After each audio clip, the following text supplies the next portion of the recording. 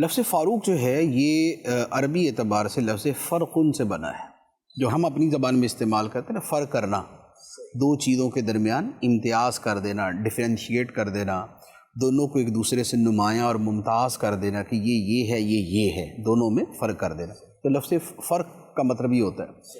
تو فرق کرنے والے کو عربی کے اعتبار سے کہتے ہیں فارق، فرق کرنے والا۔ اور فاروق جو ہے یہ اسی سے مبالغے کا صیغہ ہے۔ مبالغے کا مطلب یہ ہوتا ہے کہ اس فرد کے اندر وہ معنی بڑی شدت کے ساتھ موجود ہے، بڑے کمال کے ساتھ موجود ہے، بڑی جو ہے وہ عمدگی کے ساتھ موجود ہے۔ ایک عام اس مصدری معنی کے اندر مزید قوت و شدت کے ساتھ اس معنی کا ہونا جو ہے وہ مبالغہ کہلاتا ہے۔ تو فاروق کا مطلب ہوا بہت زیادہ فرق کرنے والا، صحیح، فرق کو بہت زیادہ نمایاں کر دینے والا۔ تو سیدنا عمر فاروق رضی اللہ تعالیٰ عنہ کا جو لقب ہے وہ ہے فاروق، اور وہ بھی فاروق اعظم، سبحان اللہ، سب سے بڑے فرق کرنے والے۔ سب سے بڑے فرق کرنے والے کس طرح؟ بیسیکلی تو اس کے پیچھے ایک پورا وہ واقعہ ہے کہ آپ کو یہ لقب کب ملا۔ فاروق کا لقب نبی پاک علیہ السلام نے حضرت عمر کو عطا فرمایا تھا، اور اس کا واقعہ وہی تھا کہ جب حضرت عمر فاروق رضی اللہ تعالیٰ عنہ نے اسلام قبول کیا تو آپ کے اسلام قبول کرنے تک مسلمان جو نمازیں پڑھتے تھے وہ چھپ کے پڑھتے تھے، وہ خانہ کعبہ کے پاس جا کے اعلانیہ عبادت نہیں کر سکتے تھے کہ کفار پھر بہت ایذا پہنچاتے تھے، ستاتے تھے، تنگ کرتے تھے۔ تو جب حضرت عمر فاروق رضی اللہ تعالیٰ عنہ نے اسلام قبول کیا تو عرض کی کہ یا رسول اللہ صلی اللہ علیہ وسلم، کیا ہم حق پر نہیں ہیں؟ تو آقا کریم علیہ السلام نے فرمایا کہ خدا کی قسم ہم حق پہ ہیں۔ تو فرمایا کہ کیا ہم حق پہ نہیں ہیں اگرچہ اس راہ کے اندر اب ہماری جانیں چلی جائیں؟ تو فرمایا یقیناً ہم حق پہ ہیں۔ تو عرض کی کہ یا رسول اللہ پھر ہم چھپ کے عبادت کیوں کرتے ہیں، ہم اعلانیہ عبادت کریں گے۔ تو نبی پاک صلی اللہ تعالیٰ علیہ وسلم تو وحی الہی کی اجازت کے ساتھ یا اس کے حکم پر ہی یہ سارا معاملہ کر رہے تھے، لیکن وہ کہ جب حالات بھی اس طرح بدلے، حضرت عمر فاروق رضی اللہ تعالیٰ نے درخواست بھی کی، اور لازمی بات ہے کہ اللہ کی طرف سے بھی اس کی اجازت نبی پاک علیہ السلام کو مل گئی، تو اب مسلمان دو جو ہے وہ جماعتوں کی صورت میں یا دو گروہوں کی صورت میں نکلے۔ ایک جو صحابہ کرام کی لائن تھی اس کے آگے حضرت عمر فاروق رضی اللہ تعالیٰ عنہ تھے، اور دوسرے کے آگے حضرت سیدنا امیر حمزہ رضی اللہ تعالیٰ عنہ تھے۔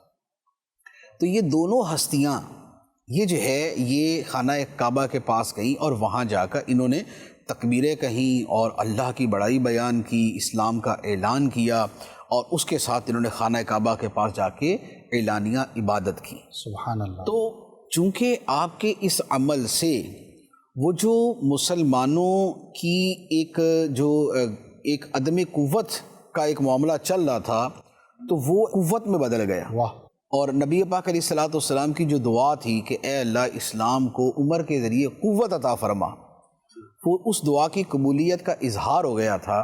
تو اس پر نبی پاک علیہ السلام نے آپ کو فاروق کا لقب دیا تھا کہ آج حق اور باطل جو ہے یہ بڑا واضح طور پہ ایک دوسرے سے جدا ہو گیا، کہ اب یہاں پر اہل باطل جو اپنے بتوں کی عبادت کے لیے آتے ہیں تو اب اہل حق جو ہے وہ خدا کی عبادت کے لیے آئیں گے۔ تو یہ آپ کا وہ لقب ہے جو فاروق آپ کو عطا کیا گیا۔ سبحان اللہ۔ اچھا، پھر حضرت عمر فاروق رضی اللہ تعالیٰ عنہ کی اس کے پیچھے ایک اور فضیلت نظر آتی ہے، کیونکہ قرآن پاک میں اللہ تعالیٰ نے فرمایا ان تتقوا اللہ یجعل لکم فرقانا، سبحان اللہ۔ اے ایمان والو اگر تم اللہ کا تقوی اختیار کرو گے تو اللہ تمہیں حق و باطل کے درمیان فرق کی قوت عطا فرمائے گا۔ سبحان اللہ، سبحان اللہ۔ تو اب یہ وعدہ کس بات پہ ہے؟ تقوی اختیار کرنے پر، اور اس پر یہ وعدہ ہے کہ حق و باطل میں فرق کی قوت عطا کی جائے گی۔ تو حضرت عمر فاروق رضی اللہ تعالیٰ عنہ کا تقوی کس درجے کا ہوگا کہ جس پر انہیں حق و باطل میں فرق کی قوت ہی نہیں عطا کی گئی بلکہ ان کو فاروق بنا دیا گیا، کیا بات ہے، کیا بات ہے۔ اور فاروق اعظم بنا دیا گیا۔ تو یہ آپ کے تقوی کی بھی اسی اعتبار سے دلیل ہے کہ آپ اتنے بڑے متقی تھے کہ خدا نے یہ انعام عطا فرمایا۔